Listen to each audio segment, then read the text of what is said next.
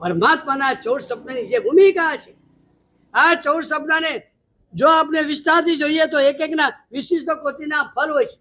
એમને એમ સામાન્ય નથી ના કે 14 સપનાના અંતે 14 ગુણસ્થાનકની ઉપર મોક્ષે જવાનું છે. તો આ 14 સપનામાં એક એક હાથી, સિંહ વગેરે સપના, જેમ કે હાથીનું સપનાની વાત કરીએ તો હાથીની ઘણી વિશેષતા છે. એ કેટલું મોટું શરીર, કેટલી તાકાતવાળું છે, પણ હંમેશા નીચું જોઈને ચાલે છે.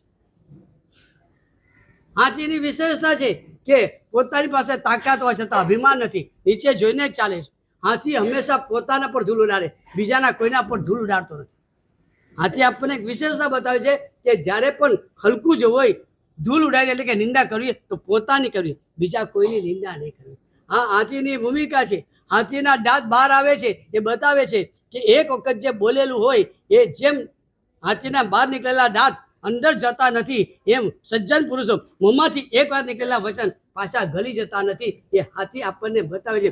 હાથી આપણને એમ કહે છે કે એવી રીતે જમવાનું કે જેથી એના કંઠ ધોલાય. હાથી કહે છે મારા એક ભોજનમાંથી હજારો કીડીઓને ભોજન મળી જાય છે.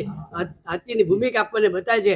હાથી કહે છે કે હંમેશા એવી રીતે જીવો કે તમારા એકમાંથી હજારોને જીવન પોષણ મળી જાય. હાથીની પેટ બહુ મોટી હોય છે.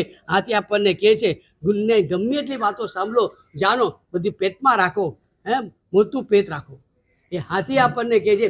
હાથીના 4 પગ આમ થાંભલા જેવા છે. એ કહે છે કે જગતના જીવો માટે દાનશીલ, તપ, ભાવ, આ 4 મોટા થાંભલા બનીને જાઓ. હાથી આપણને કહે છે આંખ એમની બહુ ઝીણી છે, શરીર બહુ મોટું અને આંખ સૂક્ષ્મ છે. હાથી આપણને કહે છે કોઈ પણ બાબતે જાણવી હોય તો સૂક્ષ્મ રીતે જુઓ, ઝીણી આંખે જુઓ અને તમને પદાર્થો દેખાશે.